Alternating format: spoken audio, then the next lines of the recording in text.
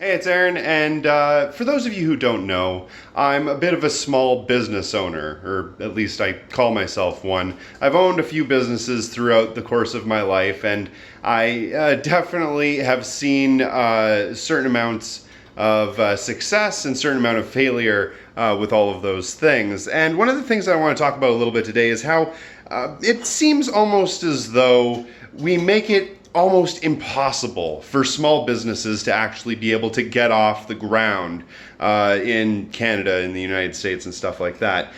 Which is funny because a lot of the rhetoric that you hear on the news and all over the place all the time is, oh, we have to support small businesses. We have to do what we can for small businesses. But really, nobody gives a fuck about small businesses, especially small startups. I think it's something like in the first 5 years, small startup businesses, almost every single one of them ends up failing and falling apart. And I don't think that isn't because any small part of it being a massive lack of funding, right?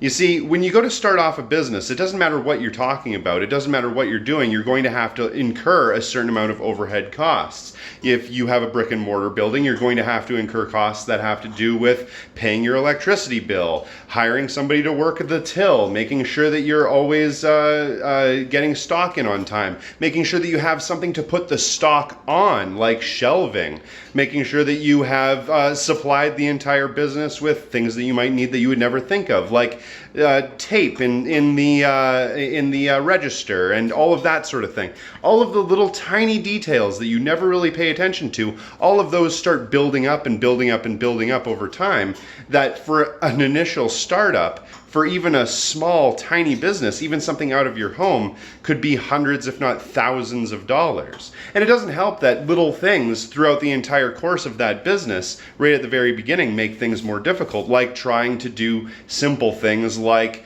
printing labels. Say you want to print a bunch of labels for to put on packaging for something that you created.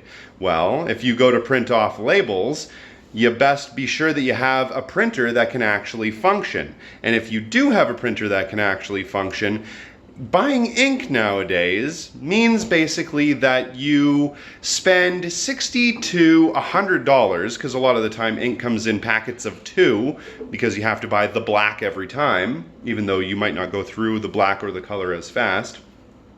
You have to buy packages of 2, $60 to $100 at a time, and out of those packages, you're able to print, I counted, 7 pages, 7 full pages. Now, you remember back when you were younger, you printed a lot of things on your computer, maybe back in like the early 2000s, you'd be able to print and print and print for what seemed like forever.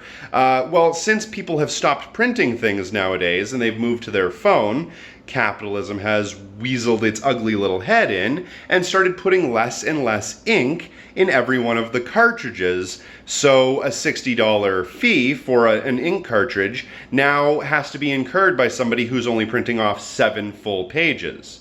And I'm telling you this specifically from experience, because I literally just had that exact problem, which prompted me to do this video.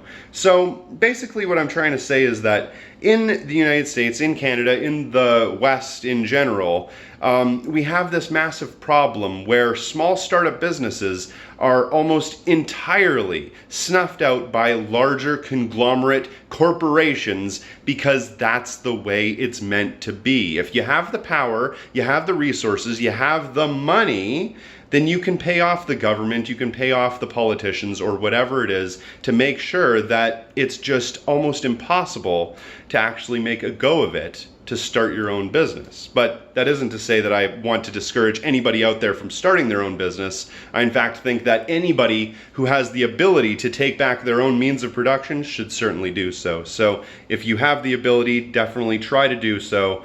You know what? Hopefully, if there are any comrades out there that want to help support you, maybe you can talk to them and start yourself a worker co-op. That's basically what I did. So if you do get a chance, please check out my Patreon. Every dollar does help fund this show, and thanks for watching.